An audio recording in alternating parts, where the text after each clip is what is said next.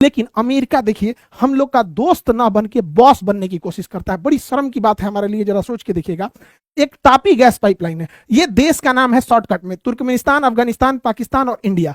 Turkmenistan से gas pipeline चलती है, वो पाकिस्तान, अफगानिस्तान जाती है, फिर पाकिस्तान आती है, फिर पंजाब के फाजिल्का तक आती है। यही वो गैस पाइपलाइन है। तो इसलिए Turkmenistan, Afghanistan, Pakistan, India, Turkmenistan, Afghanistan, Pakistan, India, इसलिए इसे हम तापी कहते हैं। इससे गैस पाइपलाइन आता है। भारत ने प्रस्ताव दिया कि क्यों ना हम लोग एक और पाइपलाइन ईरान से लेके चले आए भारत के लिए, वो नजदीक भी पड़ेगा, यहां ईरान से पाकिस्तान होते हुए अब भारत क्यों ना चला है। तो ये छोटा पाइपलाइन है। अब चूंकि इस पाइपलाइन की सुरक्षा पाकिस्तान भी करता है, क्योंकि पाकिस्तान भी इससे गैस लेता है, तालिबान भी गैस लेता है, तो वो सुरक्षा करेगा।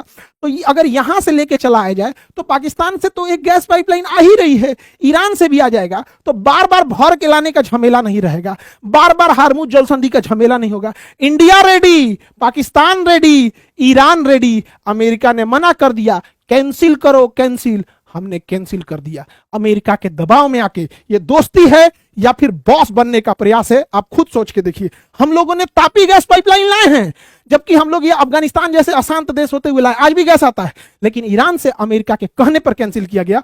2019 में अमेरिका ने हम लोग के ऊपर ऐसा दबाव बनाया कि हमें पीछे हटना पड़ा। आप एक स्वतंत्र देश के नागरिक होकर सोचिएगा, 2019 में ईरान हमें 12% कम रेट पर पेट्रोल देता था, 12% कम रेट पर देता था। उस हिसाब से भारत में पेट्रोल 75 रुपया लीटर होता। अभी भी अगर हम लोग रूस और ईरान से तेल खरीदेंगे तो 75 से 80 रुपया लीटर से ज्यादा नहीं जाएगा।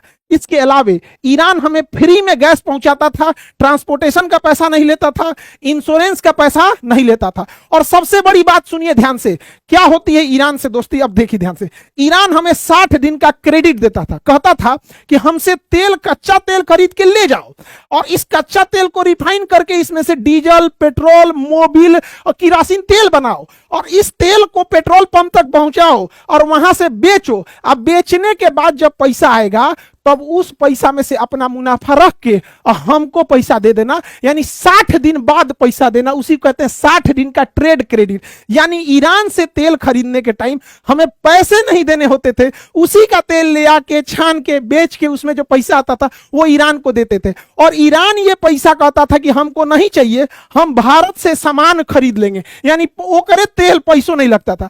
और जो पैसा एक्स्ट्रा बच भी जाता था, ईरान कहता था कि हमको डॉलर में मत दीजिए, हमको वह पैसा रुपया में लौटा दीजिए यूको बैंक के थ्रू में। तो इससे भारत को फायदा होता था। देखिए, नोट छाप के गरीबी आप तभी दूर कर सकते हैं जब आपका नोट आपके देश के बाहर भी एक्सेप्ट किया जाए। अगर आपका नोट आपके देश के बाहर एक्सेप्ट नहीं हो रहा है तो आप नोट छाप के गरीबी नहीं दूर करेंगे, बल्कि महंगाई बढ़ जाएगी। अमेरिका नोट छाप के अपनी गरीबी कुछ हद तक दूर कर सकता है, कर्जा चुका सकता है, क्योंकि अमेरिका का डॉलर पूरी दुनिया में यूज होता है, लेकिन हमारा रुपया पूरी दुनिया में यूज होने ही नहीं देता है, इसलिए हम नोट नहीं छाप सकते हैं। तो इसीलिए अमेरिका कहता है कि जब तक डॉलर रहेगा अमेरिका कभी गरीब नहीं होगा। हम लोगों को इतना मदद किया था ईरान, लेकिन अमेरिका के कहने पर हमने ईरान से ये सारा ऑफर ठुकरा दिए। 75 रुपया की जगह 105 रुपया पेट्रोल पहुंच गया। अमेरिका को कोने मुंह से लोग दोस्त कहते हैं, यह दोस्त है कि बॉस बनने की कोशिश करता है।